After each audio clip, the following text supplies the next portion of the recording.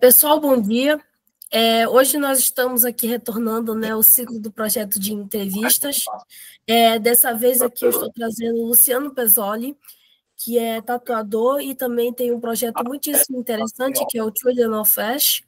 É um projeto que resgata um pouco desse ciclo de história relacionado à arte na era viking, até anteriormente a ela. E eu vou deixar agora aqui a palavra para o nosso convidado para iniciarmos essa interessantíssima entrevista que nós vamos ter relacionado a esse período de arte da Escandinávia. Luciano, thank you so much for accepting the invitation. It's an honor receiving you here in the channel. You have some interesting projects. Thank you. Like the Children of Ash. It's very, very interesting project. And for start, I'd like to know, how do you start your interest for the Viking Age art and for the Scandinavian art? How you start this part of you that you resolve, how I research about this art? How did you start in this area? Okay, yeah, it's a very long story. I'll try to keep it as short as possible because it's not the most interesting part, but it's a very long story. I started as a reenactor when I moved, because I am half Italian, half Dutch. So I lived in Rome and I grew up in Rome. And then I moved to Holland when I was about 18. And yeah, not 19, 20. And there I met a lot of people that were into reenactment and Viking reenactment in particular. So it was at the very beginning. So I spent a lot of years doing the reconstructions, the historical, research into the clothing and the combat. I did many years of Viking combat. And then at a certain point, I wanted to go back to Italy in '97, and so I moved to Italy, but of course I couldn't do Viking because there's very little historical impact of the Vikings there. So I decided to go and do research on Norman history and the invasion of the south of Italy by the Normans and the establishment of the whole kingdoms and such. So I started getting a gear like that, and I had a small group and networking in that sense. And I did a lot of research in the iconography. That's where I learned a lot about reading the arts. That was rather simple because it's very Christian connected art. So, but still there is a lot of reading to do in that. And then at a certain point, it was getting a bit tight in Italy because it's very difficult to get things done. Especially at that time, I wanted to do something a bit more serious and more well reconstructed. So I moved to Denmark because of this. And I went to reenactment centers and did all these reconstructions and participated as a volunteer at the Viking Center in Ribe for quite some time, and at the same time I was in a fighting group as well, and so that all contributed to that. And then I started tattooing about 11 years ago, and then I started picking up the art specifically. So I started looking into the art specifically and wanted to get deeper into how the arts worked, basically. So that's the short version. That's very interesting.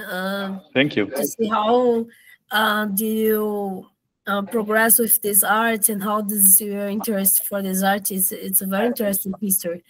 And thank you. How we can say, how techniques that you use for doing this art, how you start your story to doing this art, how we can comprehend this art, how can we can saw this art of Viking Age, and we start to study that how it's possible to do this art. Okay. Well,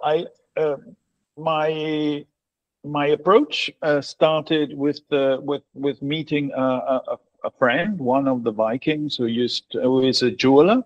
He's called Erik Sandqvist, and he has done an interesting research in how art was done. He was interested in how it was done at the time, not with modern interpretation and input, right?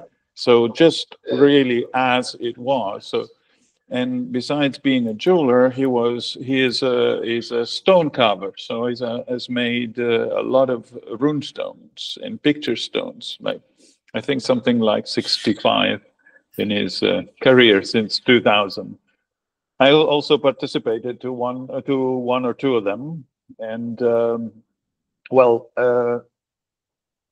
to get to the point, well, I learned from him the way to actually approach this kind of study, and it's a visual study. It has little to do with academic readings on things. It's actually what I've practically started doing. What really started my process was redrawing the whole Kamin casket, which is 22 panels of in Mammen style from the end of the 10th century, and I kept on studying it for a very long time. It's like I did first. I used some reference. So yeah, you go from one point to the other. First, I made all the mistakes necessary. So I couldn't find the original pictures, so I had to go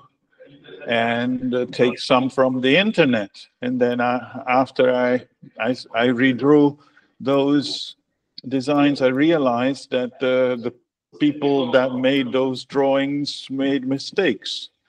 So I had to redraw them again, so that was the process. So at a certain point, after redrawing so many, because after I finished the Kamin casket, I started with the Bamberg casket. So that's another 16.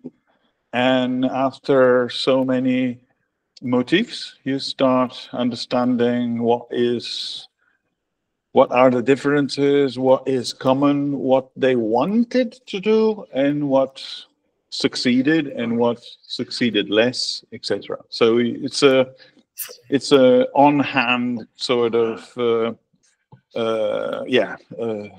process, basically, on the matter. Yeah. Oh, that's a very interesting point. Do you create step by step how this art you can be? It's not sometimes this piece don't have complete, but you can create with other images of an internet to create how this piece could be in the past. Absolutely, yeah, absolutely, definitely. Yes, it's fantastic. And how have an idea to create the project Children of the Ash? How did you start to do? How I start this project to recreating this art from Vikings and before the Vikings? That started together with an archaeologist who came to my studio, and is an archaeologist from southern Jutland in Denmark, who came to me because he is very much into the styles, and specifically yelling style, and so he wanted something historical, and he couldn't find it within the tattooers community. So he always found designs that were always interpreted with a modern mentality. It's like the modern artists want to very much to express their own their own individuality, and their individuality, of course, reflects their own time. So you have a difference in in how their time is expressed. So with him, we started discussing, and I realized that academics don't really, or often don't really understand the practical part of making art. So it was interesting to create a dialogue between the maker's point of view and the academic's point of view together. So that's what Children of Ash is. It's actually the coming together of the practical and the theoretical. And at a certain point, yeah, I kept on digging deeper, and then yeah, some things started popping up that I didn't even expect. So that was very interesting. Oh, that's very nice. And the project work only with mates, or you do products with this art, example shirts or some objects with this art? Yeah. Yeah, that's a very interesting point. Actually, I have been thinking for the last few months, about 6 months, on how to find an output for this art, and I would like to indeed make historically, well, historically correct based T-shirt work, and also mugs. I want to start small, but with many different historical periods, because when I go to museums, I look at the museum shops, I'm a bit disappointed because I don't find much that really reflects what I saw in the museum. You know, it's like you get very enthusiastic, so you would like to take something with you in that direction. So what I'm working on developing a web shop, which will show designs on T-shirts, specifically from the migration period to the end of the Viking Age. It's a long period, from 450 to 1100, more or less. That's very very nice to know that. It will be very interesting to have to see these products, because it's we don't have sometimes a lot of these products with art of the real art of the Viking Age. We have some things that are a mix of art of Viking Age with contemporary things, but arts more from that period, it's more difficult to find, and that's a good news to know. Thank you. And how we can divide these periods of art? We have the migration period, we have the Vandal period, and many of these periods. How the principal difference from these periods in the art history of Scandinavia that we can consider?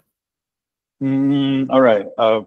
That's a very open question, because we, obviously nowadays, to understand each other, we give specific names to periods and folks, etc., and their art. But those divisions, like were not so strict in reality. So a tradition that started with the Vendel would continue into the Viking Age, so it would just take a different form, and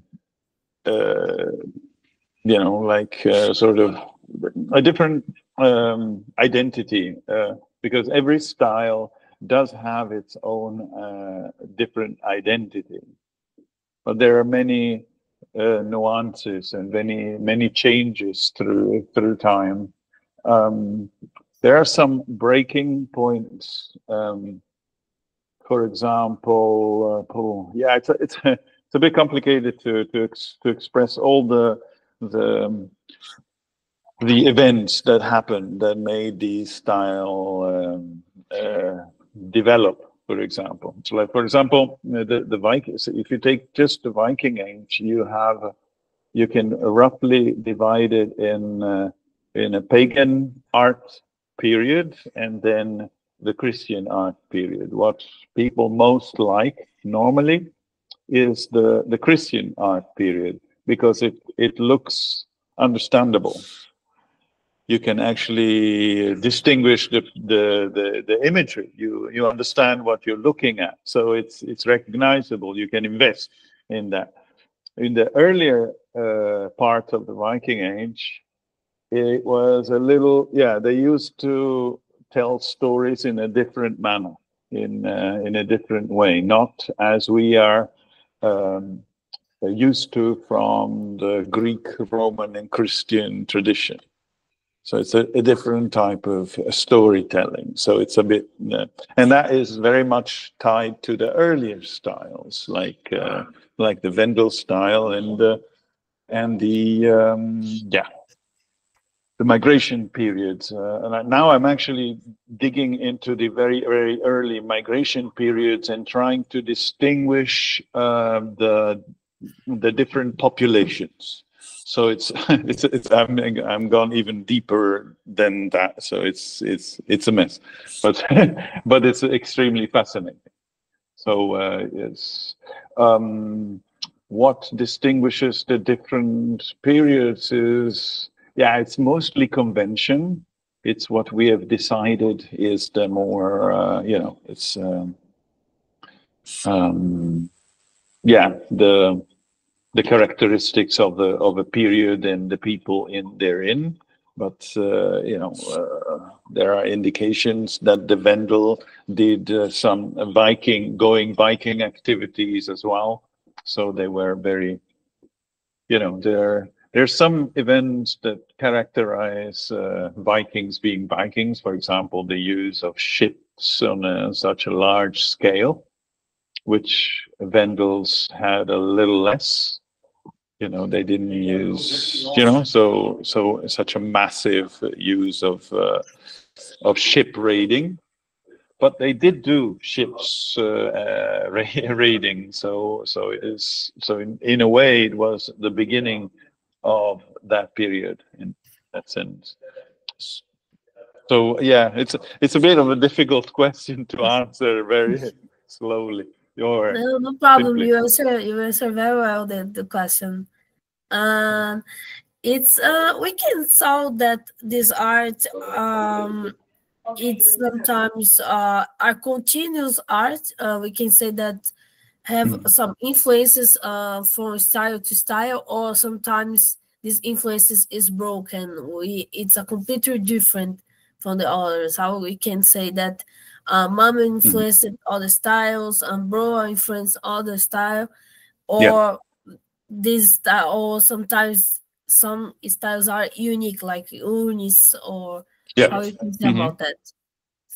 Well, yes, there are some very unique factors that define certain styles. For example, Yelling and Mammen style, it's nearly sure. I mean, from what I've researched, that they were styles that were connected to the growing, the young kingdom of Denmark. So it was not; those were not styles that were used by everyone in Scandinavia. They were branded styles, like a logo, pretty much. So there is a very political factor connected to that. That's why, just to give an idea, the style before Yelling style, Borre, has the largest quantity of ornated objects in all over where Vikings have been, from Iceland to Russia, let's say, so everywhere. And there are certain, for example, oval brooches that have been found, for example, in over 1,000 pieces, like copies. Just one design was made 1,000 times and over. And if you compare it to Mamen style, in which there are, in Mamen style, for all the ornaments we have are from nearly 90 to 100 objects altogether. So, and that's everything we have. So it's a much more restricted kind of style. It was only produced, and most probably was only allowed to be produced by with the agreement of the Yelling dynasty that was producing it. So, because it was like a badge, if you showed Mamen, you were connected to the kingdom of Denmark. That's for example one thing. For example, there is also the influence of Christianity. That's a very long. It's a long dance between the pagan Scandinavians and the Christians. Before the Scandinavians got completely Christianized. It was a very complex process, and it started first on a visual level, even before they started introducing all the how you call it, the ideological part of the religion, but also they started with more visual standards. For example, the very beginning of Viking art was most likely produced on metal, on bronze, and that the technology to do that was very much the result of imports from Ireland and Scotland, and that was very Christian material. So the technology to make the first designs in Viking art was actually imported from a Christian context. So they changed things and transformed them. So it's styles are very different from one another. They're not just like a fashion, like they also imply other things. So. Oh, that's a very interesting thing, because we saw that the styles sometimes influence the others, but they have only specific characters that made they own unique for the period. And for me, it's very interesting to know that styles like yelling are specifically sometimes from the novels from the Viking Age period. Absolutely. Like the how can I say? What's the name? Let's remember. Yeah, no, the cup of the yelling style. Yelling cup. The yelling cup, and we can saw that this noble artifact was the origin of the name, and that's associated with the king of the period. That's very very interesting. And we can saw that some styles have some references from animals, and these animals are many characteristics. We can say that in the beginning, the animals are more related of the nature. Sometimes in the final, they are more related to the dragons in the urns. How we can solve this point of these references from animals and creatures in the Viking Age, anyway. Okay. Yeah. It's a another interesting broad thing, but I'll try to stay to the point. Well, the animals that we can actually recognize from the Viking Age are usually from the later period, when Christianity has actually entered in its way of telling stories. It's quite interesting that, for example, all the references to the sagas, you know, like in the stones in the later period, like Ringerike and Ernest, are all, you know, understandable. You can actually see what you're looking at, if it's a horse, or it's a dragon, or it's a bird, etc. So it's very readable, and the stories are actually told the way that we are familiar. In some stones, you actually have a sort of a comic strip kind of construction. So, and that is a part of the influence of the Christian way of telling stories. So, when we start recognizing things, you can be sure that there is a Christian influence in that, no matter if the theme is pagan or not. Because in the early times, let's say at the time of Oseberg, for example, and before that, the stories were told in a very different way, and there was a tradition that went all along from the Vendel Age. That, for example, one of the central themes seems to have been to depict what was happening inside beings. So inside humans and inside creatures.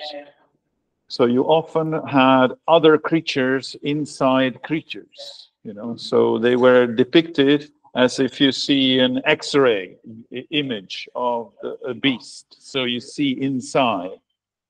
And that was both on a physical or metaphysical or characterial, you know, psychological sense, you know. So beings had different faces in that sense. And they were not very, they were not anatomical pictures, but they did take some parts that were interesting from the anatomical point of view, so that the viewer could understand what you're looking at.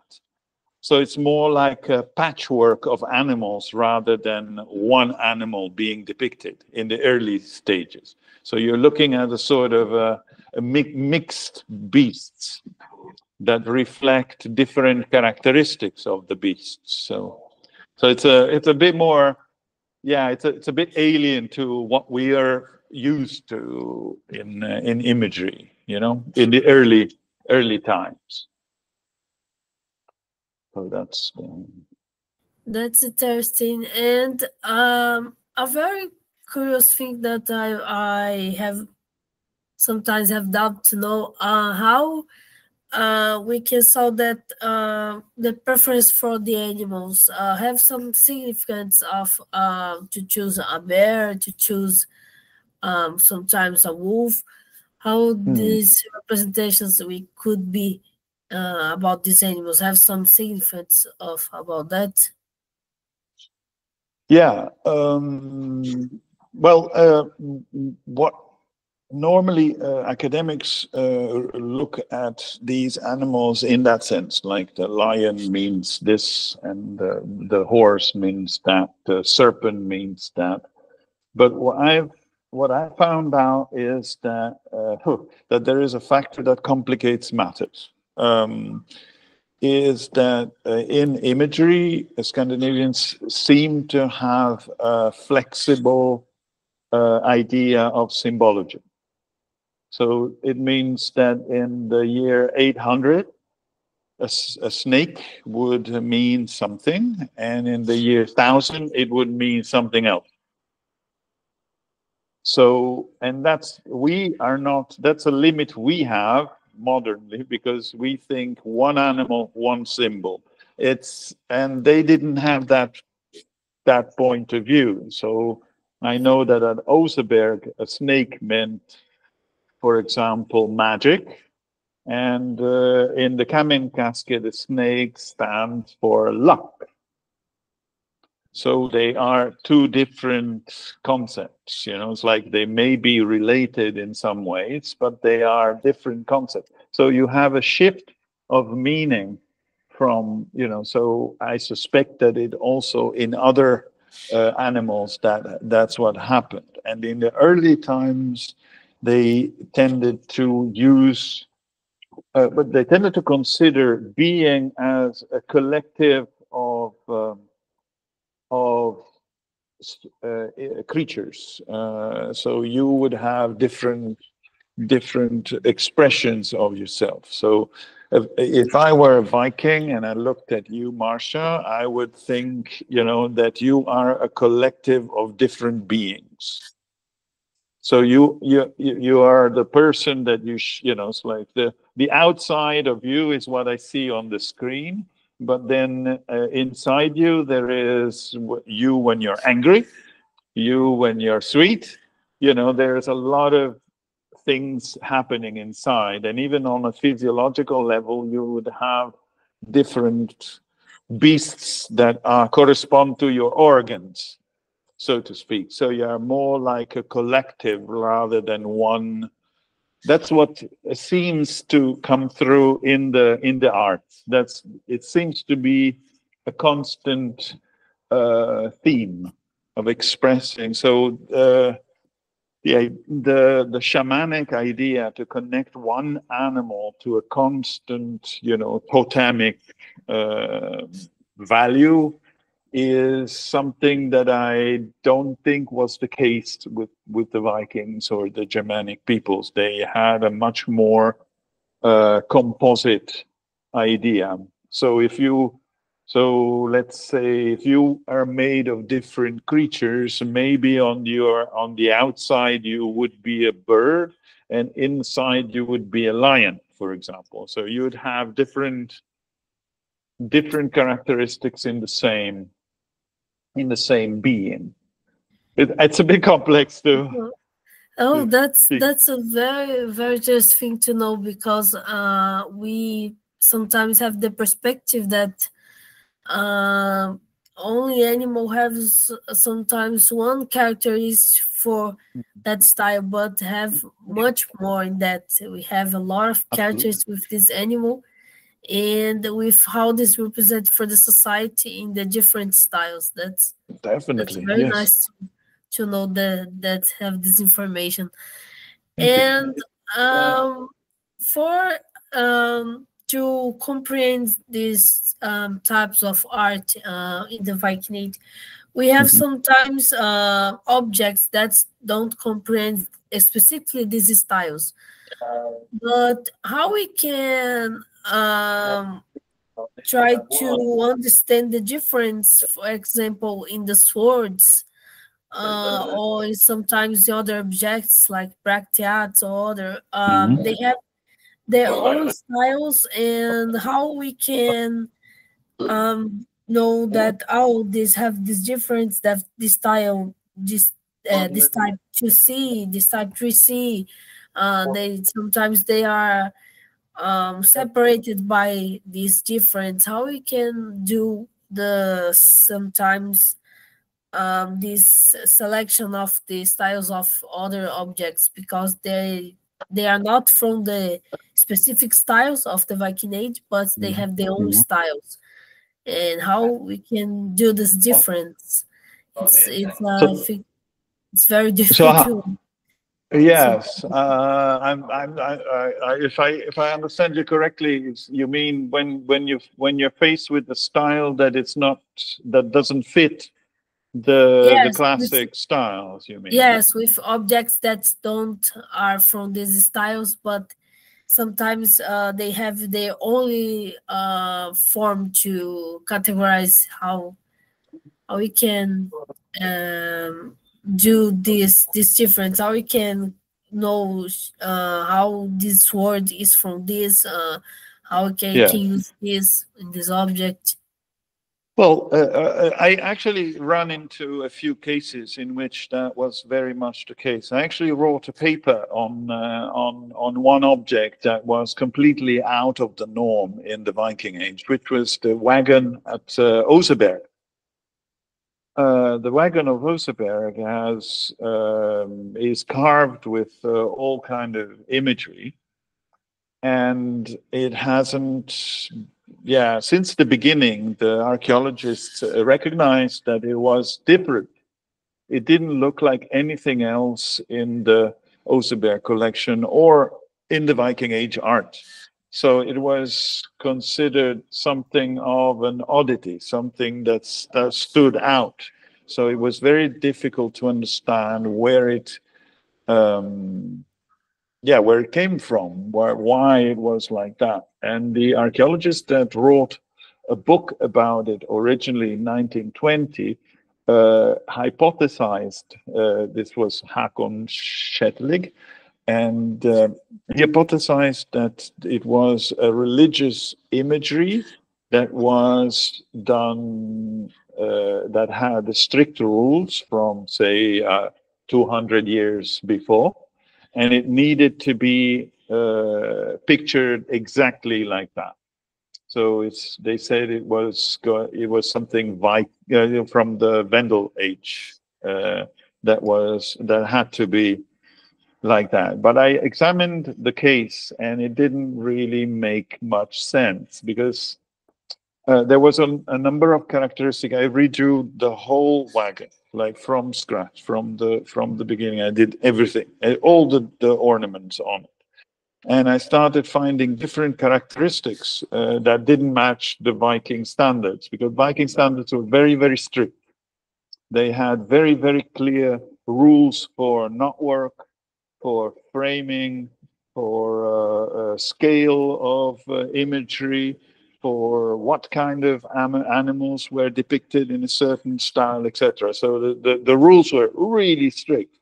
And the wagon is completely off these things. So I did, and what really made me understand that it was not a Scandinavian thing, actually, is because on the wagon, the interlace, the knotwork, is completely, it's very simple.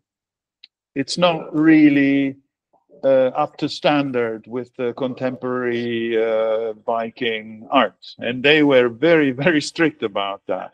So I thought, why in this very, very, very rich burial, you have tons of objects with very beautifully done interlace and knotwork, and there's this central piece with very bad knotwork. It really looks very strange and clumsy. So I actually made a research, and I found out that it was not Scandinavian at all. It was so I had to look for another type of animal art that did not have knotwork in it, because it didn't make sense. And I found out that most likely the people, the craftspeople that made the wagon came from Russia.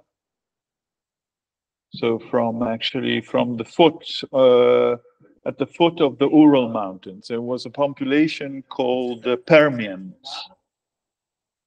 So they actually traveled all the way to Scandinavia and made the wagon there, because they attempted to copy the knotwork, and they weren't familiar with its rules, because the rules are really complex for the type of knotwork.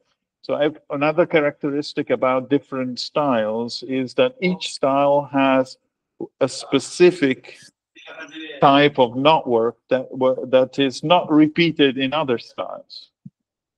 So the rules are specific to a characteristic to one specific time. They are not the same in other styles. So all those characteristics help you to define what fits and what not. There is another case in which I found two swords from southern Sweden, what used to be Denmark, and they are very strange because in the same ornaments you see elements of yelling style, but also of a very specific type of very plastic, very 3D kind of animals that don't fit Scandinavian art at all. So I started to hypothesize and look around. You have to go and shop and shop around to see if you find anything that looks similar. And the best hypothesis that I got so far is that it might be a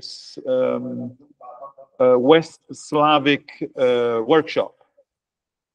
So from, say, Poland, for example, of Belarus or something, that actually collaborated with the yelling craftsmen and made these two swords that are very unique. There is no other like that. So well, to answer your question, it's a work of looking at the parameters, at the standards, the canons that were used, and finding what doesn't match, and see if you can find it somewhere else, basically. Oh, that's very, very nice to know about this case. I have no idea that have this sword that are made with a collaboration with two different countries in the spirit to do this work. That's very interesting. And we can say that the art style of the Viking Age, or sometimes represents of the art in the Viking Age, not specifically of the styles, only represent some things of the religion of the period, but they represent some things of the day by day of the Vikings, the routine of the Vikings, the period, or only specific things related of the religion.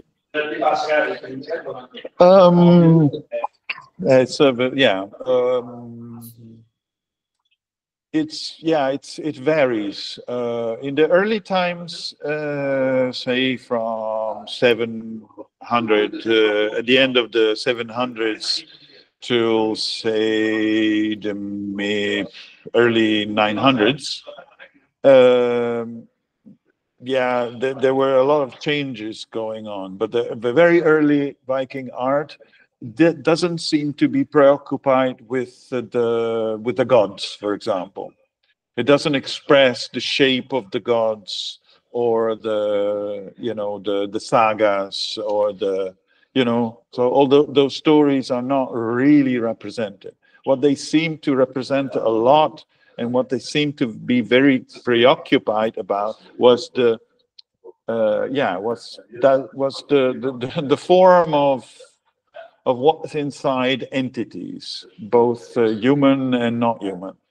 So probably they were interested in spirits and also in, actually what happens inside. For example, if you have some issues with your liver and it hurts and you have a lot of problems, they seem to have represented the fact that your liver acts out as if it's an independent creature, and they actually depicted it like that, like an independent creature, like with its own will, with its own structure and form. So they were very much preoccupied with on a day-to-day thing, even in materials and in objects that were very, very expensive, or for the elite. They represented things, concepts that were connected to the identity very much, and what was inside creatures very much. Even in the Christian period, for example, I studied the Bamberg casket. You know, if you've got an idea, it's this square casket that has this all these ivory plates and stuff. And I studied it for about 6 years, and I've come to the conclusion, or it's like to the hypothesis, at least. Uh, it's a long story to how I got there, but there is a number of things that indicate that what is depicted on the box is the parts of a being. So in their world, a person was, or a creature was, made out of four main parts. You had the outside of yourself, so your physical body, which was considered like a container of yourself, and then you had inside yourself you had the hugre, which was your essence, basically. So it could look very differently from what you are outside.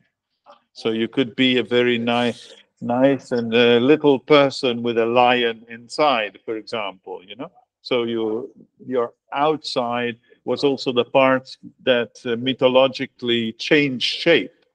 You know, when there was magical transformations, it would be that outside part that would change. So you've got the outside, the inside part, and then you had your luck, which was your hamingya, which was a representation of your some spirits that basically brought you luck, that helped you in your endeavors.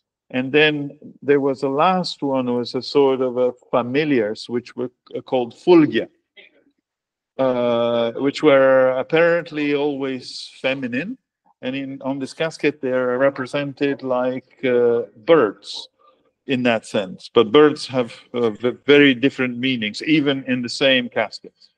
So what it looks like after 6 years of observing it is that this box that was meant to contain the remains of a saint, for example, was a reliquary, right? On the outside, it depicts the parts of the being, which would make a lot of sense, because what do you want to, what do you decorate a box that contains a person with the parts of the person, right? That's I think that was very interesting about this find, because we saw that sorry, I'm a little sick and my voice Oh, I'm sorry. it's a little bit strange. And we can saw that is very interesting to know that, because we saw that object have some specific thing for use in the period, but have this religious tradition that contains in this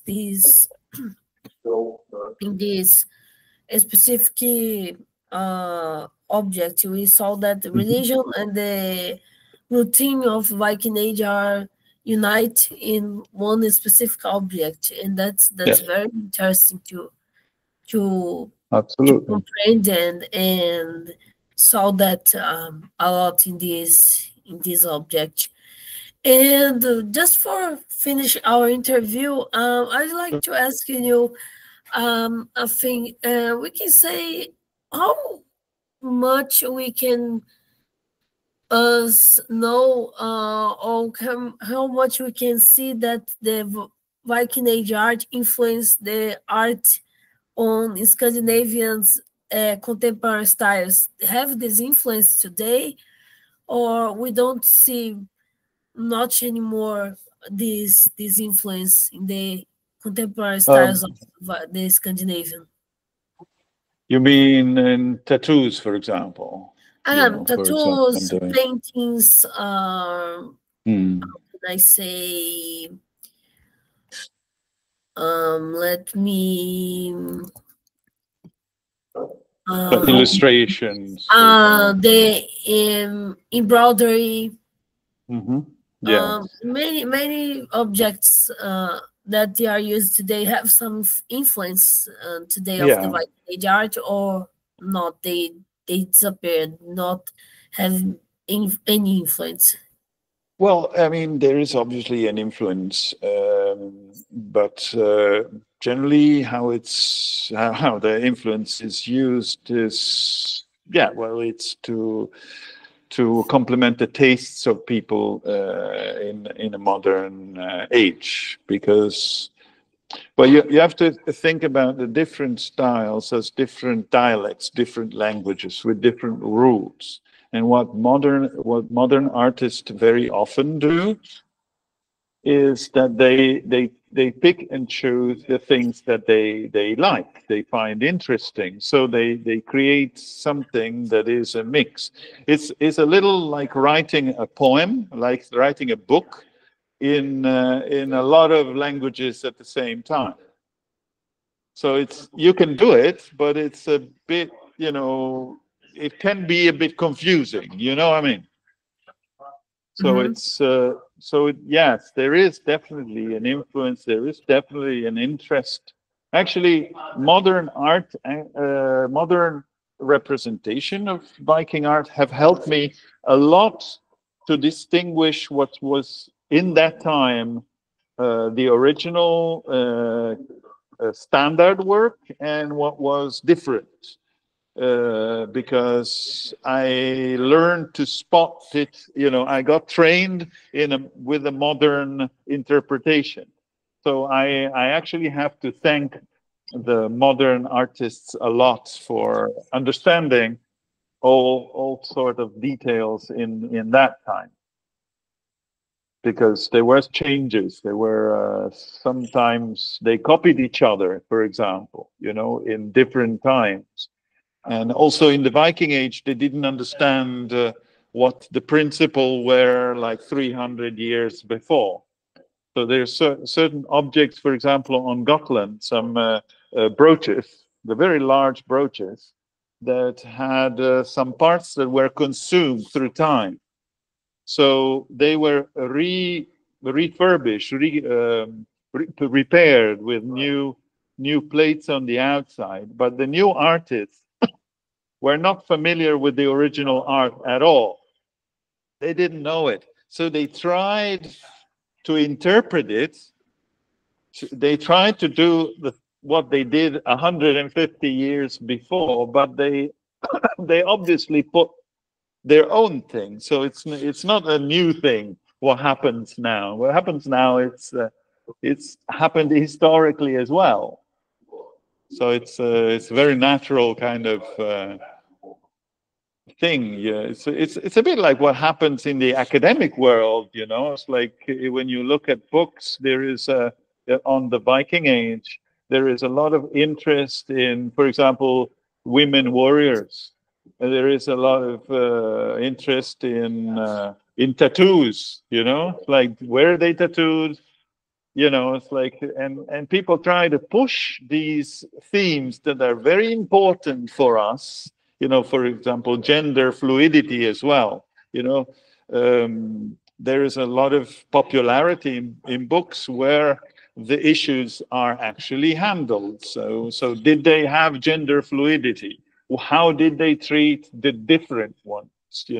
People that were, looked like a woman, but they were masculine, or looked like a man, but they were, etc. So different, gender things. These are problems. These are things that we find important, and we reflect our age into the Viking Age, and that's very much what happens in the modern Viking or influence art as well.